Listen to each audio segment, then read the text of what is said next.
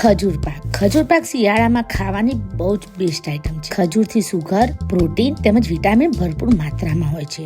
પણ હા, ડાયાબિટીસ વાળા વ્યક્તિઓએ ખજૂર પાક ખાવો ના જોઈએ, કેમ કે ખજૂર કુદરતી રીતે જ બહુ જ ગળી હોય છે. ધીમી ફ્લેમ પર આપણે એક પેનમાં 1 ચમચી ઘી એડ કરી દઈશું.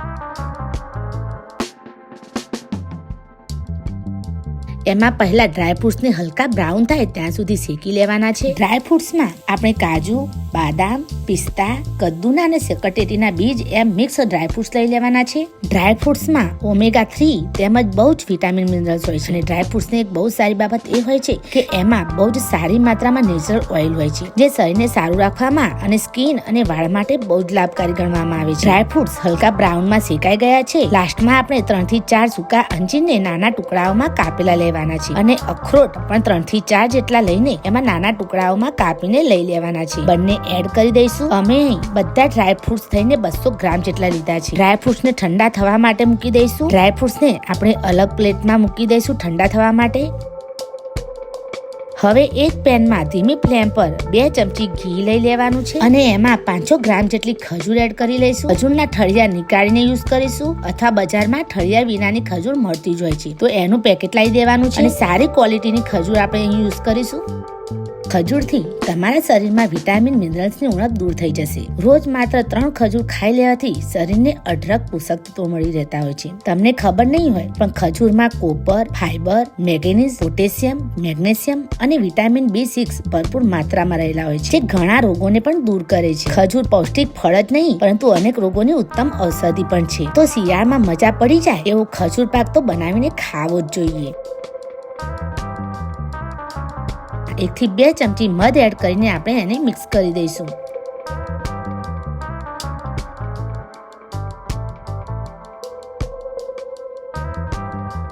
તમે જોઈ શકો છો કે ખજૂર એકબીજા સાથે કેવી મિક્સ થવા લાગી છે.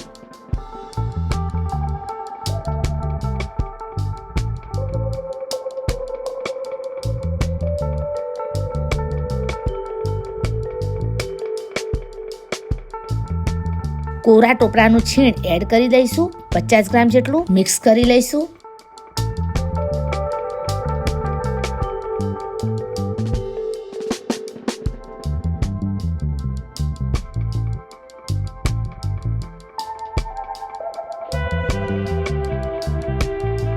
ડ્રાયફ્રૂટ ઠંડા થઈ ગયા છે, એને પણ આપણે મિક્સ કરી દઈશું. ડ્રાયફ્રૂટ્સના આપણે નાના નાના ટુકડા કરી દેવાના છે.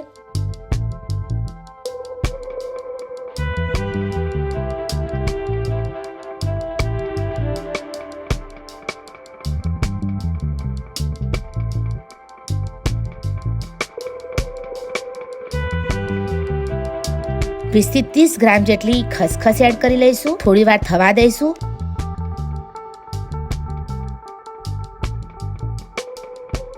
જ્યાં સુધી બધું જ એકબીજામાં બધું સારી રીતે મિક્સ ના થઈ જાય ત્યાં સુધી આપણે મિક્સ કરીશું. ગેસની નોબ બંધ કરી દઈશું.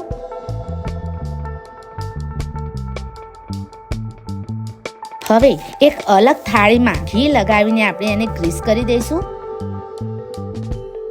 અને ખજૂર પાકને એમાં નાખીને પાથરી દઈશું. વાટકી પાછળ ઘી લગાવીને વાટકીથી દબાવીને મસ્ત પાથરી દઈશું.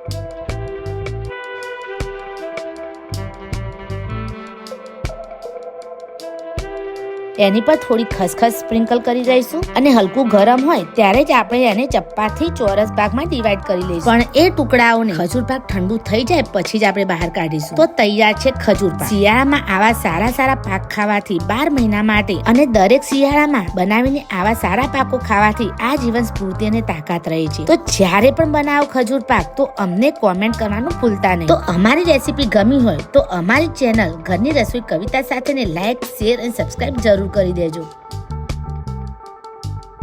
તો ચાલો, બાય બાય. હું તમને મળીશ આગળની રેસીપીમાં. Take care.